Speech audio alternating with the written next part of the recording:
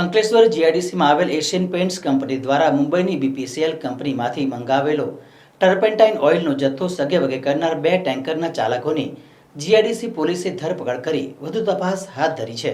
Ankleshwar જીઆઈડીસીની Asian paints company દ્વારા મુંબઈમાં આવેલ બીપીસીએલ કંપનીમાંથી 2 ટેન્કરમાં ટર્પેન્ટાઇન ઓઇલનો જથ્થો મંગાવ્યો હતો.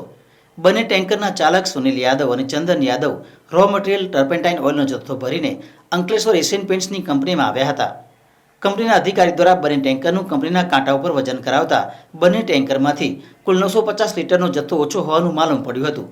જે અંગે બંને ચાલકો વિરુદ્ધ એશિયન પેઇન્ટ કંપનીના અધિકારી કમલ જોશીએ જીઆઈડીસી પોલીસ મથકમાં ફરિયાદ નોંધાવી હતી. પોલીસે ₹92,000 ઉપરાંતનો 950 કિલો ટર્પેન્ટાઇન ઓઇલનો જથ્થો સગેવગે કરનાર બંને ચાલકો વિરુદ્ધ વિશ્વાસઘાતની ફરિયાદ નોંધી તપાસ શરૂ કરતા બંને ટેન્કર ચાલક સુનિલ યાદવ અને ચંદન યાદવની ધરપકડ કરી ટર્પેન્ટાઇન ઓઇલનો જથ્થો ક્યાં અને કોને વેચી માર્યો તે અંગેની વધુ તપાસ હાથ ધરી છે.